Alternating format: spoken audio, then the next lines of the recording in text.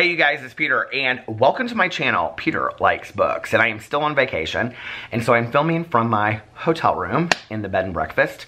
And I was just sitting around today, and I was kind of like reading some of my DMs that I get, and some emails that I've gotten. And there's a constant theme throughout all of my channels. And if you don't know, I have currently 4 channels, and I'm getting ready to start a 5th channel, but that channel won't have so much to do with me. But I have 4 other channels, and it's different because it's strange because each channel kind of addresses something different. I started over here on BookTube on May 11th of 2016, and then the next channel I went to was my Peter Monn channel, which is like just drama about YouTubers and stuff. And then I started a daily vlog channel, and then I started a Peterisms channel where I talk about like motivational, inspirational things, lessons in my life that I've learned, all that kind of stuff.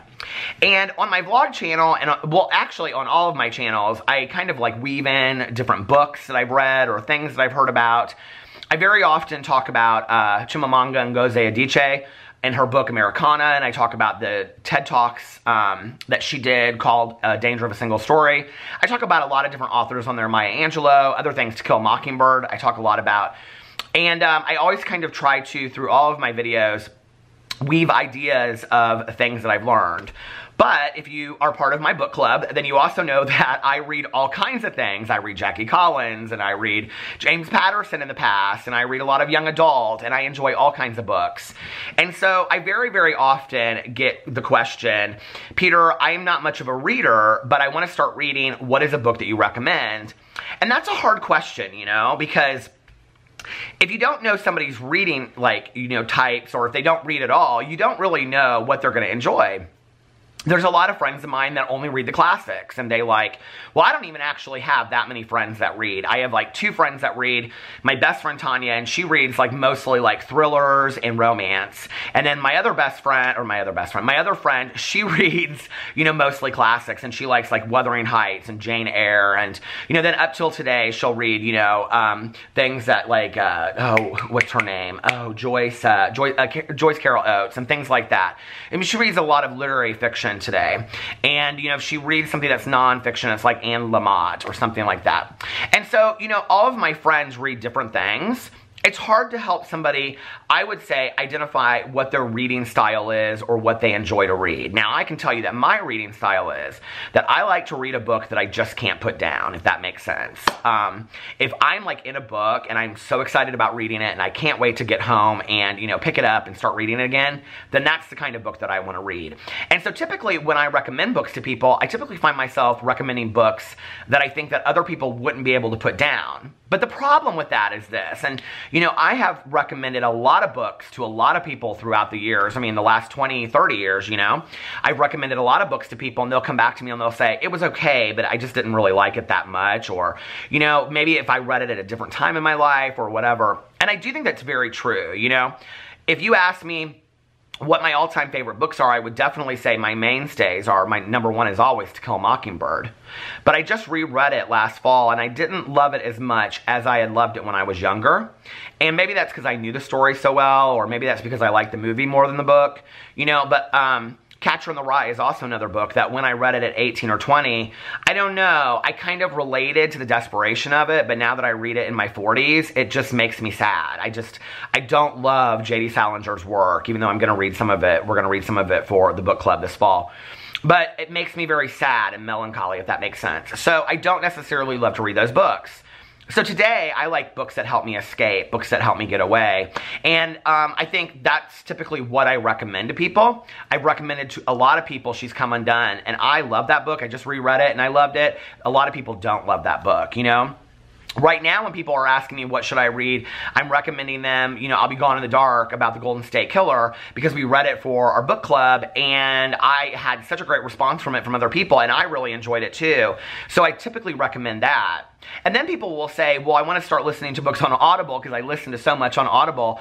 What Audible book should I get? Well, that's hard too, because a lot of people love, you know, like Anne of Green Gables, which I heard is a phenomenal audiobook on Audible, but they don't necessarily like the thrillers. Like, I typically like to listen to thrillers on Audible because I drive around, I listen to it, I feel like I'm kind of part of the action, if that makes sense. So I think it's interesting when people ask me, what's a book you would recommend? And I think, you know, I think what I would do, first of all, and I'm going to give you a recommendation, but I think that for you, what I would recommend if you've never read before, or you want to start reading a different genre, or you want to try something different, you know, or you want to just try reading, period. Go into a bookstore, it doesn't matter. You go into a library, get you a library card. Everybody should have a library card anyway. It's free, and the day that we stop using libraries is the day that they won't exist anymore, and I love libraries. So go into a library or go into, you know, a bookstore. If you don't have access, you know, get online and go to Amazon and, you know, I don't know, go to a thrift store and look in their book section and just walk around and pick up books. And when you find a book that speaks to you and you read the back of it and you think, oh my God, this is a book I really want to read, that's the book to pick. That's the book to start with. If you get into it and you don't like it, go find a different book. Thrift stores have books for 50 cents. So when people say to me, I don't have any money to read, the library is free. You can get books at a thrift store for 50 cents. So yes, you can find books to read that are not expensive. Honest to God, you can, you know, or ask a friend to lend you a book. A lot of places, you know, a lot of parks, I don't know in other countries, but in the United States now, a lot of parks have like the walking libraries where you go through and you can take a book and you can leave a book. I love those. I think they're awesome. And they're always like built so cool and they're just sitting in the middle of nowhere. So you can always try those, you know, libraries too. But I've recently, when people have been asking me, and it's usually off of my main channel or my vlog, people will say, you talk so much about books, what's a book that you would recommend to me?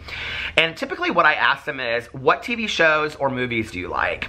And the reason that I ask that question is because I think that a lot of what people watch on TV or in movies is also, I would say, representative of what they like to read in a book. So if you watch a lot of shows, like if you watch, you know, all Marvel shows, you're probably going to want to read Marvel comics or graphic novels or books that have, you know, I don't know, characters in them that are more like, you know, science fiction or those kinds of things. You know what I mean? Like you're going to want a lot of that. Or maybe if you like those Marvel comic book kind of shows like my husband does, you probably would be more, you know, attracted to reading like Brandon Sanderson or somebody like that, or, ooh, just hit the air conditioner. I'm sitting literally in the window.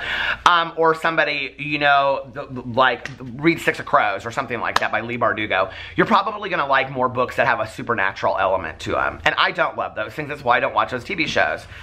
When I watch TV shows, I typically watch shows that are very dramatic and have some kind of like, you know, deep meaning to them. I love documentaries. I love finding out about people's lives. So that would say that I'm very character driven. I love to read books that have like very developed characters in them. Or I like to read, like to watch shows that are like have some kind of chase element or excitement to it to help me completely escape. Those are kind of movies and the kind of TV shows that I typically watch. Well, that says a lot about who I am as a reader. It says that I either like books that help me escape and are kind of exciting and suspenseful, or I like books that develop deep characters and their character stories are very, very interesting. And I think that's true. You know, when I look at some of my favorite books I've read for the last year, one of the best books that I've recommended, and I think it's interesting because, you know, as I'm sitting here thinking about it, and I've thought a lot about this actually in the last couple months as I've recommended it, is that it kind of hits on both sides, is the book The Woman in the Window by A.J. Finn. I love the book so much because it's one of the greatest thrillers I've ever read. It's fantastically woven. It's woven like an Alfred Hitchcock movie. In fact, I think a lot of the reviews I've seen say it's Hitchcockian, you know, in its nature, and it's a very kind of, it builds this atmosphere, you know, around it that's very scary. But at the same time, the main character is developed so well that you become very intrigued with her and the background story of her life and how she got to be this kind of, you know, agoraphobic alcoholic that can't leave her house. And it's very interesting. And I love reading books where I'm, you know, interested in the characters and I want to know more about their lives. And I know a lot of people out there are more plot driven. And if that's who you are, then that's probably a book where you should start that's a little bit more plot driven. But for me, a book that has both of those elements in it is, you know, something that is, you know, it's where I love to read. And I think, like, I'm starting to read the Harry Potter books over, and I'm just on the first one. I read the first one before, but that's all I've ever read. And as I'm reading it, I'm sitting here and I'm thinking to myself, I think this is why people love these books so much, because there's these fantastic characters, okay?